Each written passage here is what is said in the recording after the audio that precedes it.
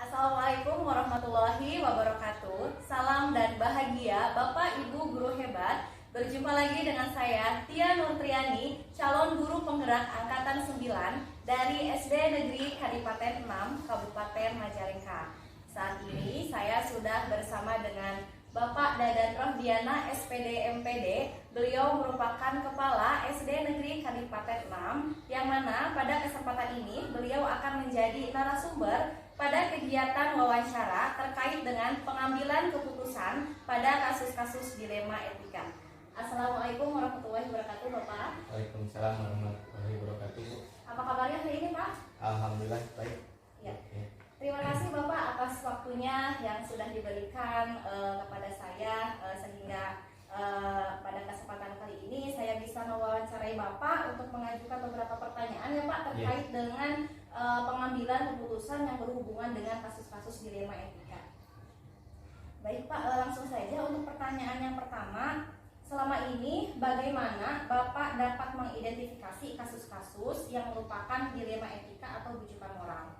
Jadi ketika saya memimpin ya sebagai kepala SDN Kadipaten 6, mungkin kurang lebih 6 sampai 8 bulan ke belakang ini, jadi ketika saya mengidentifikasi permasalahan seperti tadi, yaitu dilema etika dan rujukan moral, saya belum memiliki cara khusus untuk mengidentifikasi permasalahan tersebut secara terperinci, namun selalu mempelajari dan menyimpulkan terhadap kasus yang terjadi. Jadi kesimpulan tersebut saya gunakan untuk referensi atau tindak lanjut pada pengambilan keputusan, baik itu keputusan di permasalahan dilema etika ataupun pada rujukan moral, seperti itu. Baik, berarti di sini mengidentifikasinya dengan cara mengenali kasus-kasusnya jadi dulu. Ketika gitu, kita mengenali kasusnya dulu, gitu. Jadi ketika apakah kasusnya itu rumit, apakah kasusnya itu masuk ke dilema etika ataupun ke rujukan moral, seperti itu. Jadi pertama itu kita identifikasi kasusnya dulu.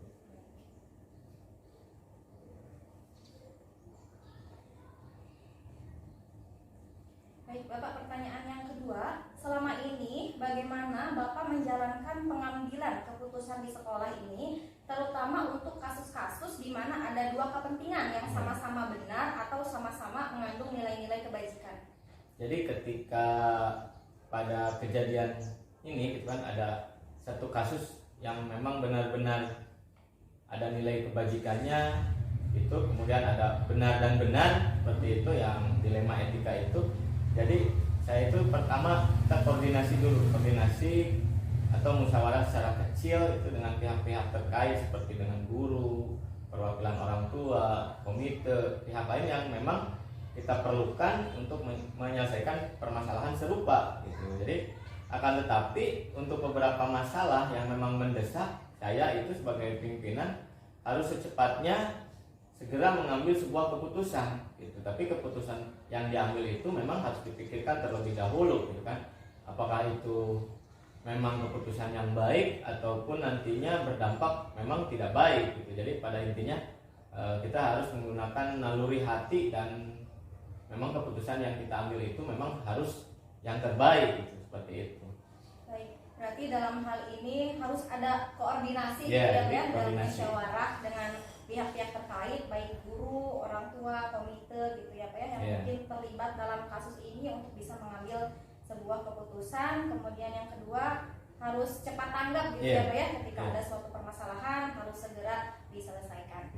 Baik Bapak, untuk pertanyaan yang ketiga, langkah-langkah atau prosedur seperti apa yang biasa Bapak gunakan dalam mengambil sebuah keputusan? Ya, jadi ketika memang permasalahan beberapa bulan ke belakang gitu, jadi ketika saya mengambil apapun permasalahannya dan keputusan apapun yang kita putuskan, jadi memang saya belum memiliki prosedur yang baku gitu. Jadi prosedurnya memang situasional, kondisional gitu. Jadi ketika memang ada permasalahan, pertama kita saya identifikasi dulu, kemudian gali-gali informasi lah dari yang mengalami kejadiannya itu, dari action yang permasalahan dilema etika tersebut. Jadi kita gali informasinya lebih mendalam gitu. Jadi tidak menanggapi untuk satu pihak gitu. Jadi antara pihak yang mengalami permasalahan itu, saya gali kedua-duanya gitu. Jadi memang pada pengambilan keputusan ini saya belum memiliki satu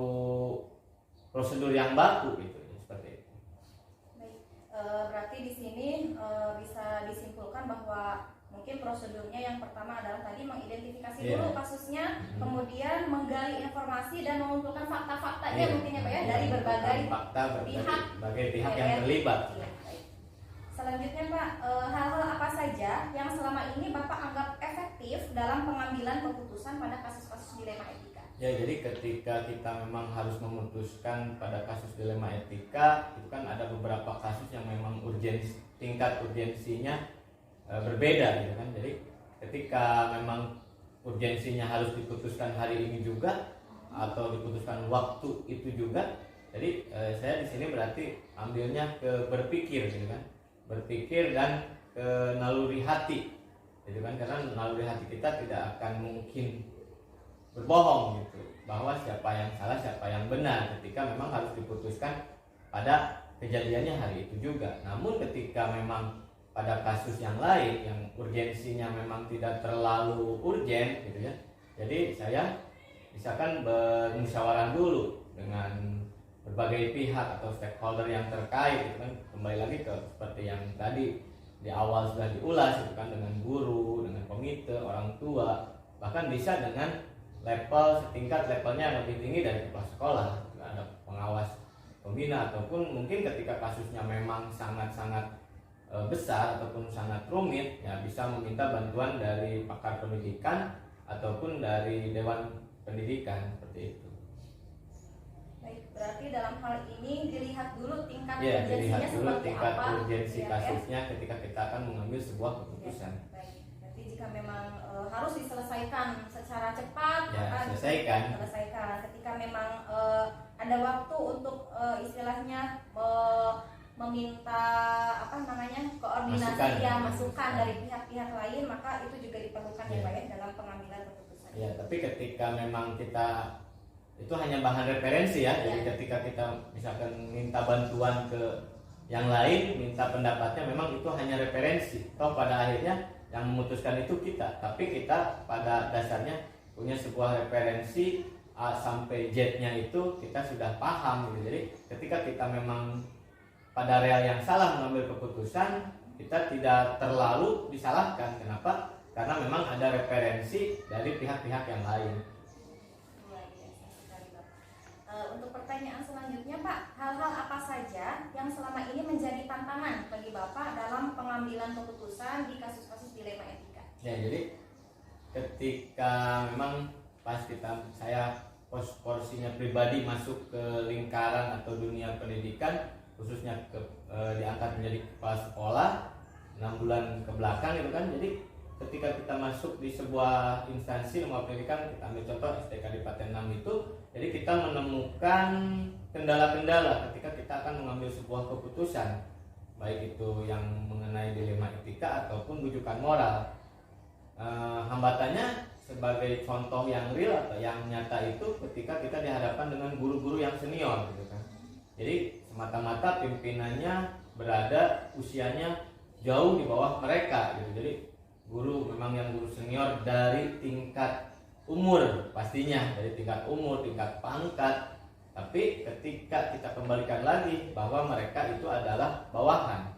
Jadi ketika saya mengambil keputusan itu memang terkendala dengan etika yang muda gitu, etika muda dengan yang memang lebih tua. Jadi ketika mau mengambil keputusan itu harus dipikirkan, kita itu mengeluarkan satu keputusan itu memang etika kita sebagai kepala sekolah ataupun mereka sebagai bawahan gurunya, ataupun bisa juga etika dari segi umur. Jadi harus lebih berhati-hati ketika mengambil keputusan, karena memang kalau di kita budaya timur itu memang kita sebagai pimpinan, tapi mereka juga harus kita hormati dan hargai sebagai yang lebih dewasa usianya dari kita, seperti itu. Baik, berarti mungkin dalam hal ini terkait dengan perbedaan gagasan atau mungkin pemikiran gitu ya Pak ya, ketika mungkin Bapak mengambil sebuah keputusan atau mempunyai gagasan, mungkin ketika penyampaiannya mungkin gitu ya pada guru-guru senior, kemudian terkait dengan keputusan yang Bapak buat, mungkin harus mempertimbangkan hal-hal itu ya Pak ya, terkait dengan Jadi etika. porsinya, jadi ketika cara yang diambil kita dengan gaya milenial ataupun gaya sekarang lah dengan perkembangan teknologi, itu akan berbeda penangkapannya atau daya tangkap dari guru-guru yang senior yang memang mungkin ada beberapa yang memang kurang menguasai dengan teknologi ataupun dengan gaya pemahamannya seperti itu. Baik. Selanjutnya Pak, apakah Bapak memiliki sebuah jadwal tertentu ketika menyelesaikan kasus-kasus dilema etika, ataukah langsung menyelesaikannya di tempat atau memiliki sebuah jadwal untuk menyelesaikannya? Kemudian bentuk atau prosedurnya seperti apa Pak ketika pengambilan keputusan itu? Jadi kembali lagi seperti yang tadi, untuk terjadwal tentamen ataupun yang sudah terstruktur, memang saya belum menjadwalkan satu penyelesaian seperti yang terjadwal. Jadi kembali lagi ke urgensi kasus yang tadi gitu. Jadi ketika memang urgensi kasusnya harus diselesaikan saat itu juga, ya harus kita selesaikan dan harus kita putuskan, apapun itu resiko keputusannya nanti akan berbeda dengan yang tadi saya katakan ketika kasusnya memang tingkat urgensinya sangat rendah. Jadi kita bisa berkonsultasi dulu dengan berbagai pihak seperti yang tadi sudah saya katakan gitu kan, dari ada komite sekolah, guru gitu kan, dari orang tua siswa. Jadi ketika mengambil keputusan memang kita sangat perlu untuk relevansi dan referensi dari berbagai pihak. Namun kan kembali lagi, keputusan ataupun relevansi itu yang harus putuskan ya memang kita, memang saya yang harus putuskan karena saya sebagai pimpinan di sekolah seperti itu. Baik. Jadi terkait jadwal memang tidak ada jadwal khusus, tidak ada jadwal khusus, tapi memang disesuaikan dengan urgensi masalah yang terjadinya. Jika memang harus diselesaikan segera, maka selesaikan segera. Gitu ya. Jika memang masih ada waktu untuk mungkin tadi mencari referensi, mencari fakta-fakta gitu ya dari berbagai pihak, maka itu bisa dilakukan. Baik, selanjutnya Pak, adakah seseorang atau mungkin faktor-faktor yang selama ini mempermudah atau membantu Bapak dalam pengambilan keputusan yang berhubungan dengan dilema etika? Ya, jadi memang kita itu kan ketika kita terjun di dunia pendidikan bahwa kita hidup bersosialisasi dengan orang-orang yang memang sama halnya seperti kita di bidangnya, di bidang pendidikan utamanya. Jadi ketika kita mengalami sebuah kasus yang harus diputuskan dengan mengenai kasusnya dilema etika, jadi faktor-faktor pendukungnya itu seperti kita baca-baca referensi dari modul-modul ataupun dari internet tentang penyelesaian kasus seperti itu, gitu kan. Di samping itu juga kan kita harus memahami tingkat urgensi tadi kasusnya, gitu kan.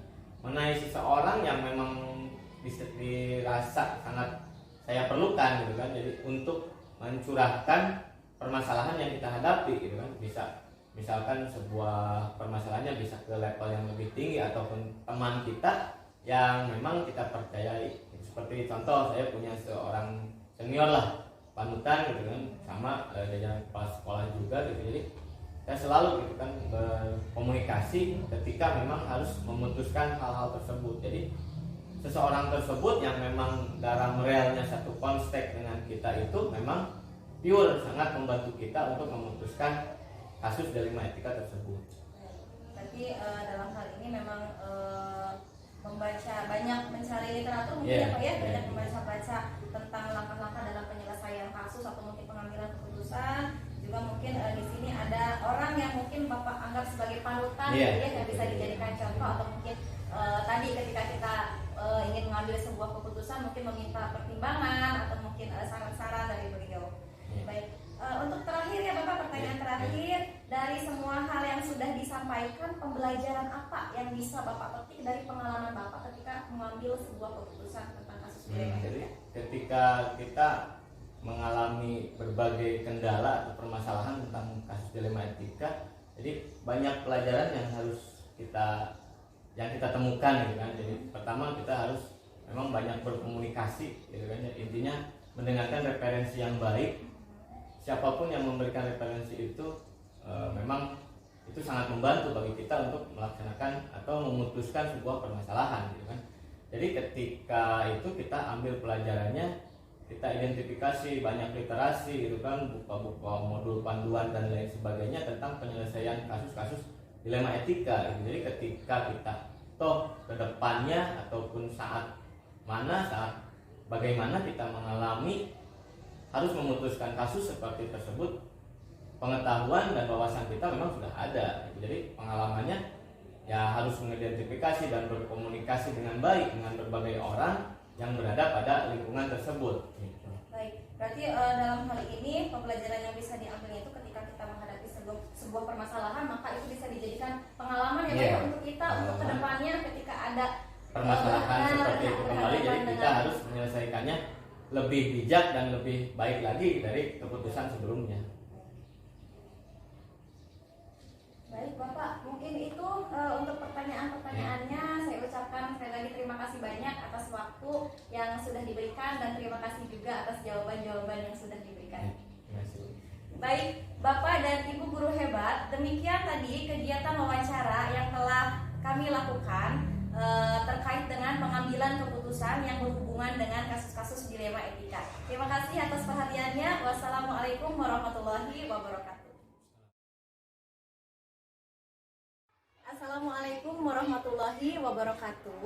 Bapak dan Ibu guru hebat, saat ini saya sudah bersama dengan Ibu Ilah Sobartini SPD. Beliau merupakan Kepala SD Negeri Kadipaten 5 yang akan menjadi narasumber kedua dalam kegiatan wawancara pengambilan keputusan yang berhubungan dengan kasus-kasus dilema etika.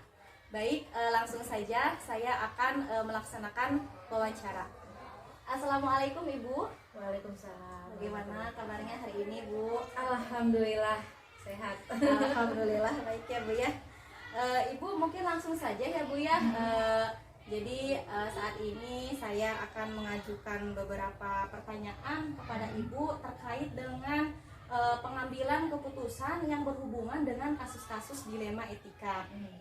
Nah, untuk pertanyaan yang pertama Ibu, selama ini bagaimana Ibu dapat mengidentifikasi kasus-kasus yang merupakan dilema etika atau bujukan moral? Baik, terima kasih atas pertanyaannya. Ketika kita dihadapkan pada suatu kasus atau suatu permasalahan, tentu ada dua hal atau dua kepentingan yang berbeda gitu. Nah, jika dua kepentingan tersebut merujuk kepada hal yang baik, hal yang bagus, di sanalah mungkin letak dilemanya. Bimbang antara apakah kita akan memutuskan kepentingan yang A ataukah kita akan mengambil keputusan yang B. Mungkin seperti itu. Berarti di sini dalam identifikasi kasusnya itu melihat apakah ada dua kepentingan gitu ya Bu yang saling berbenturan, di mana kepentingan itu ya sama-sama baik, sama-sama benar begitu ya Bu ya. Nah, selanjutnya bagaimana Ibu menjalankan pengambilan keputusan di sekolah Ibu ya Bu ya, terutama untuk kasus-kasus tadi yang mana ada dua kepentingan yang sama-sama benar atau sama-sama mengandung nilai kebajikan. Yang pertama adalah kita lihat dulu masalahnya seperti apa. Apakah kita akan memerlukan penyelesaian secara lingkup kecil, misalnya dengan hanya mengobrol dengan guru senior gitu atau dengan pihak yang terkait, ataukah itu memerlukan koordinasi yang lebih luas. Koordinasi di sini adalah dengan rekan guru. Bisa saja dalam penyelesaian kasus saya mengajak Bapak Ibu guru berembuk dalam satu forum, saling mengutarakan gagasan, ide, putusan mana atau pilihan mana yang akan kita ambil. Berarti dalam hal ini dilihat dulu gitu ya Bu ya, permasalahannya gitu ya. Betul. Kemudian lingkup permasalahannya seperti apa untuk kemudian melaksanakan koordinasi dan musyawarah begitu ya Bu ya dengan guru-guru terkait keputusan yang akan diambil. Baik, yang ketiga Ibu, untuk langkah-langkahnya seperti apa Bu atau prosedur yang dilakukan ketika mengambil sebuah keputusan pada kasus dilema etika? Kalau secara baku prosedur itu tidak ada. Namun langkah-langkahnya adalah ketika bertemu dengan suatu kasus, kita koordinasi pertama dengan Bapak Ibu guru. Kemudian jika diperlukan, sekolah itu kan instansi pendidikan, kita punya pengawas pembina. Jadi kita minta pendapat arahannya seperti apa, sehingga keputusan yang akan kita ambil itu berdasarkan pertimbangan memang masukan dari semua pihak, gitu, seperti itu. Berarti dalam hal ini Ibu melibatkan pihak-pihak yang memang bisa dilibatkan atau mungkin Betul. terlibat dalam kasus Betul, itu ya Bu ya, untuk kemudian tadi dimusyawarahkan kepentingan mana yang mungkin dianggap bisa menjadi keputusan yang terbaik. Betul. Selanjutnya Bu, hal-hal apa saja yang selama ini Ibu anggap efektif dalam pengambilan keputusan pada kasus-kasus dilema etika? Ya, sejauh ini saya berhadapan dengan suatu kasus, koordinasi dengan rekan guru serta koordinasi baik itu kepada atasan, bapak pengawas pembina. Di sekolah itu kan kita ada trimitra ya. Trimitra itu ada bapak komite, kemudian orang tua murid, dan bapak kamtibmas juga jika diperlukan. Kita koordinasi bagaimana penyelesaian suatu kasus itu dengan jalan terbaik. Itu yang selama ini saya terapkan, dan alhamdulillahnya keputusan-keputusan itu memang ketika dilihat, direfleksi setelah kita ambil keputusan, benar tidak ya keputusan ini kita ambil gitu, direfleksi, dan itulah langkah yang memang tepat untuk dijadikan sebagai prosedur secara tidak baku dalam penyelesaian suatu kasus. Baik. Berarti dalam hal ini adanya koordinasi ya Bu ya dengan rekan-rekan guru ataupun dengan atasan tadi pengawas gitu ya Bu ya, termasuk juga tadi berkoordinasi dengan komite orang tua mungkin ya Bu ya, di situ dimana untuk mengambil sebuah keputusan yang terbaik. Setelah itu merefleksikan keputusan yang sudah diambil, apakah memang sudah keputusan yang terbaik atau mungkin perlu ditinjau kembali. Iya, betul ya. seperti itu. Selanjutnya Ibu, hal-hal apa saja yang selama ini merupakan tantangan bagi Ibu dalam mengambil sebuah keputusan kasus-kasus dilema etika?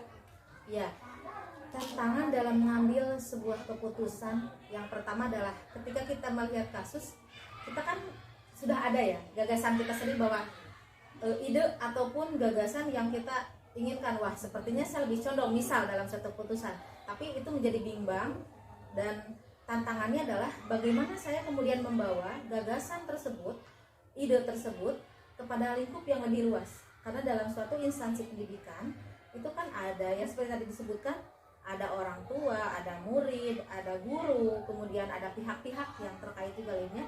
Bagaimana kita menyampaikan gagasan kita kepada semua pihak tersebut agar gagasan tersebut dapat diterima.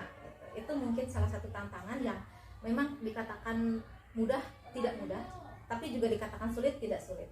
Baik, berarti dalam hal ini yang menjadi tantangannya adalah menyampaikan gagasan kita yang menurut kita benar gitu ya Bu ya kepada berbagai pihak, karena memang mungkin gagasan yang kita punya tidak akan terlepas dari kritik ya Bu ya, dan mungkin tidak akan semuanya setuju juga, mungkin begitu ya Bu ya, dan itu menjadi tantangan tersendiri bagi Ibu ya, bagaimana menyampaikan ataupun meyakinkan bahwa gagasan yang Ibu ungkapkan adalah yang terbaik begitu.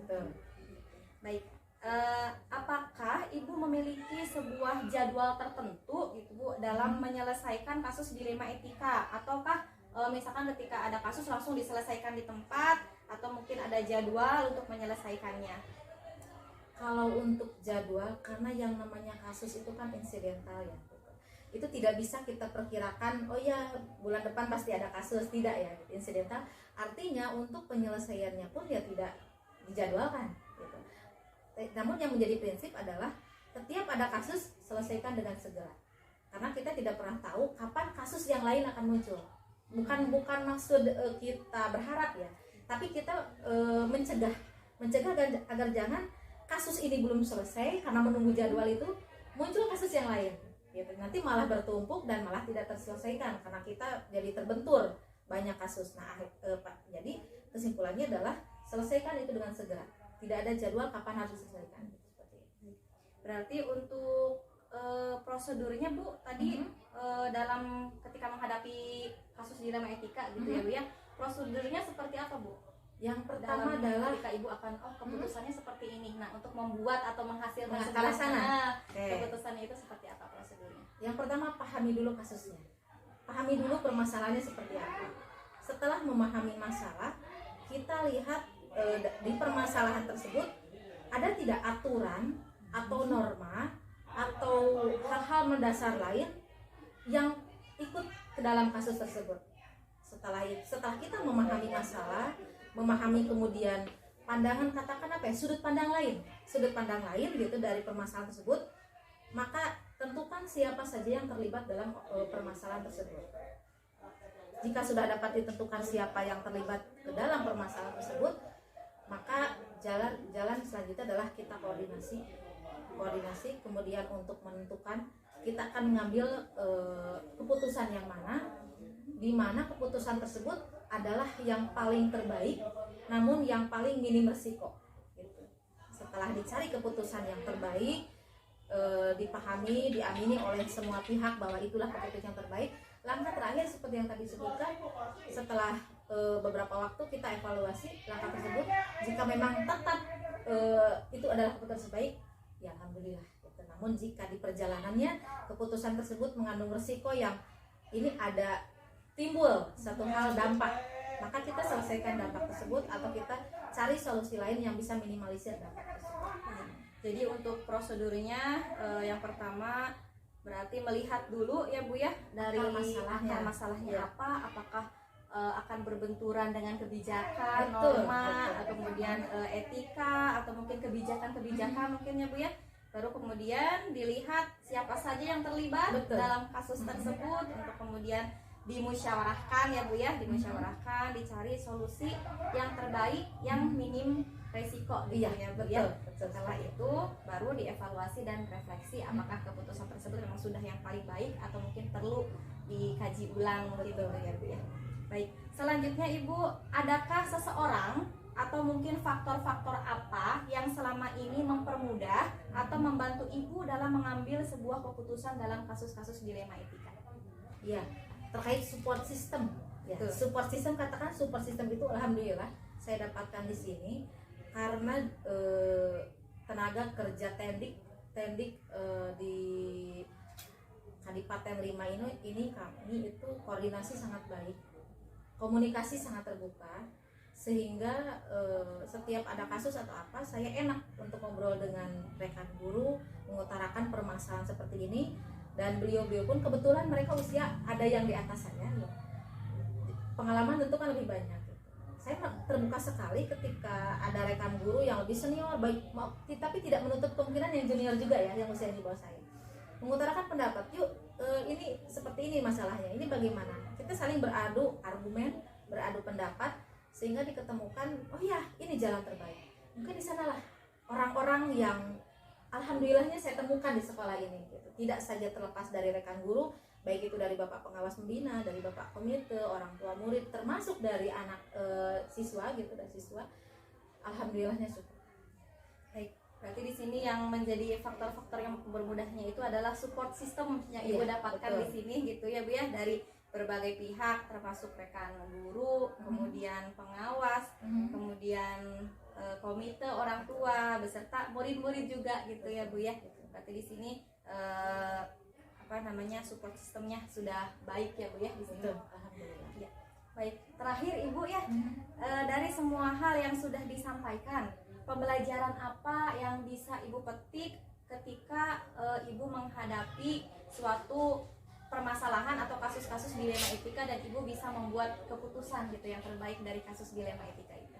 Ya, ketika kita berhadapan dengan suatu kasus, langkah pertama adalah jangan menghindar. Hadapi apapun masalahnya. Kalau menghindar itu ya tidak akan selesai. Satu, jangan menghindar. Kedua, gerak cepat. Temukan seperti tadi diutarakan langkah-langkahnya, sehingga ketika suatu permasalahan kasus itu diselesaikan dengan segera, maka bukan hal yang tidak mungkin, ada satu pembelajaran di dalamnya. Kita kan sifatnya kita yang namanya hidup, apalagi kita di dunia pendidikan gitu ya Bu. Kita kan terus dibelajarkan. Dan mungkin dari kasus inilah, dari kasus per kasus yang tidak terduga gitu ya, satu hal yang kadang ya namanya manusia, kita kan berharap untuk tidak pernah punya masalah ya, tapi pada kenyataannya justru masalah inilah yang membelajarkan kita. Mungkin di sana letak bahwa kita akan terus belajar gitu. Luar biasa sekali Ibu. Ini ada satu kalimat yang saya garis bawahi, bahwa ketika ada permasalahan jangan pernah menghindar ya Bu ya, hadapi. Dan kita harus yakin bahwa kita harus kita bisa menyelesaikan permasalahan itu ya Bu ya. Kemudian tadi harus cepat tanggap ya, jangan sampai masalah itu mungkin berlarut-larut gitu ya Bu ya. Baik, Ibu, mungkin hanya itu pertanyaannya. Saya ucapkan terima kasih sekali atas waktu yang sudah Ibu luangkan gitu ya Bu ya, sehingga kita hari ini bisa ngobrol gitu ya Bu ya, terkait dengan pengambilan keputusan pada kasus-kasus dilema etika. Terima kasih Ibu. Baik Bapak dan Ibu guru hebat, demikian tadi kegiatan wawancara yang telah kami lakukan pada pengambilan keputusan yang berkaitan dengan kasus-kasus dilema etika. Terima kasih atas perhatiannya. Wassalamualaikum warahmatullahi wabarakatuh.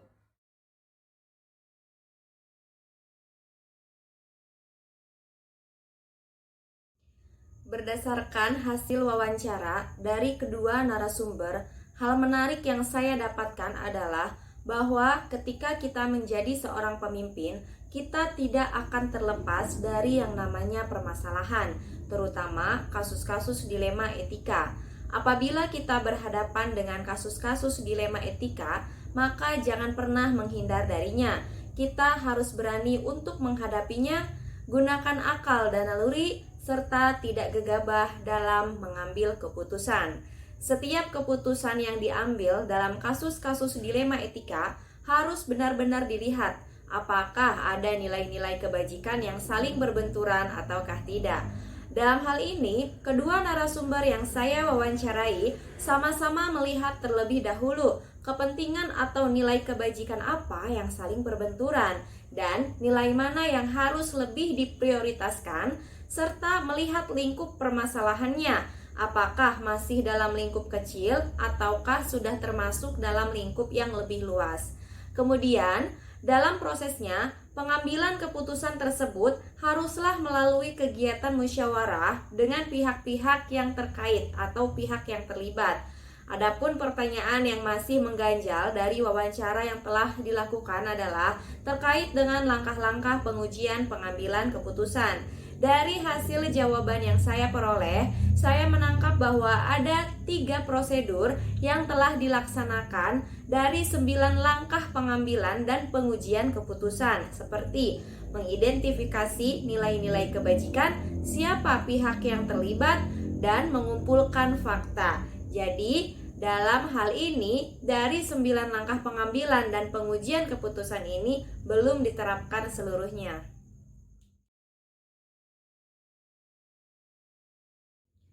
Setelah mendengar jawaban-jawaban yang diberikan oleh kedua narasumber, saya pun melihat ada persamaan di antara keduanya, yaitu dalam menghadapi kasus-kasus dilema etika, cara pengambilan keputusannya adalah dengan identifikasi masalah dan mencari fakta-fakta terlebih dahulu, dan pengambilan keputusannya dilakukan dengan mengedepankan musyawarah serta koordinasi dengan pihak-pihak terkait. Selain itu, keduanya juga sama-sama tidak memiliki jadwal khusus dalam pengambilan keputusan kasus-kasus dilema etika. Hal ini dikarenakan ketika terjadi kasus atau permasalahan, maka harus segera diselesaikan. Jangan sampai kasus tersebut dibiarkan berlarut-larut. Jadi, permasalahan atau kasus diselesaikan secara insidental dan melihat seperti apa tingkat urgensinya.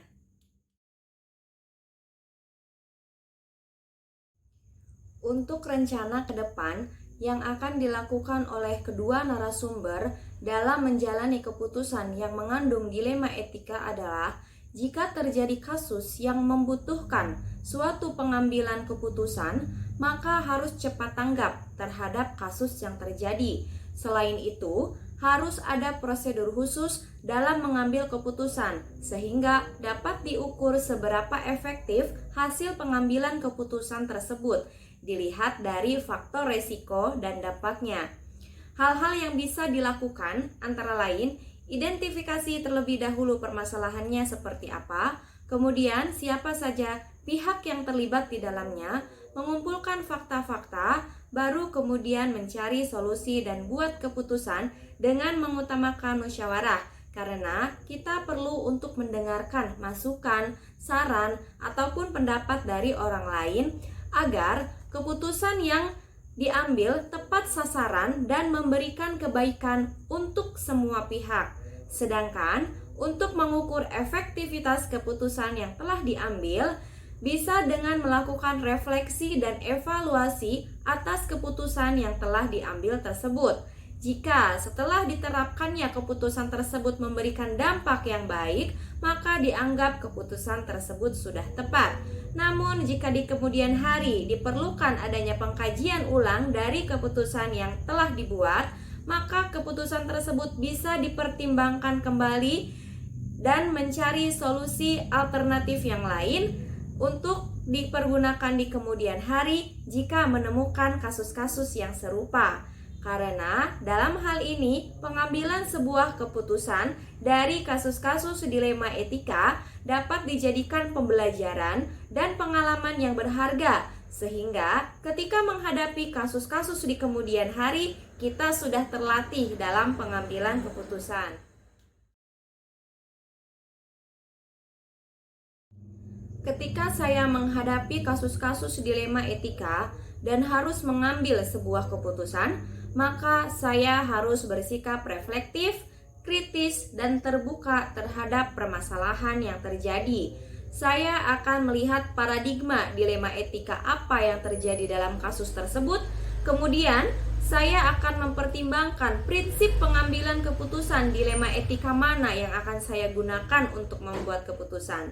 Setelah itu, saya akan menerapkan 9 langkah pengambilan dan pengujian keputusan sehingga menghasilkan keputusan yang terbaik dan bijaksana. Dalam pelaksanaannya, saya akan secepatnya menerapkan hal tersebut ketika saya menghadapi kasus-kasus dilema etika. Misalnya dalam lingkup kecil atau yang terdekat adalah kasus yang berhubungan dengan murid-murid di kelas. Satu hal yang penting yang akan saya lakukan juga adalah selalu berkoordinasi dan melakukan musyawarah dengan pihak terkait untuk membuat keputusan yang dianggap paling terbaik dan bijaksana. Karena dalam pengambilan keputusan yang harus diutamakan adalah keputusan yang akan dibuat haruslah berpihak pada murid.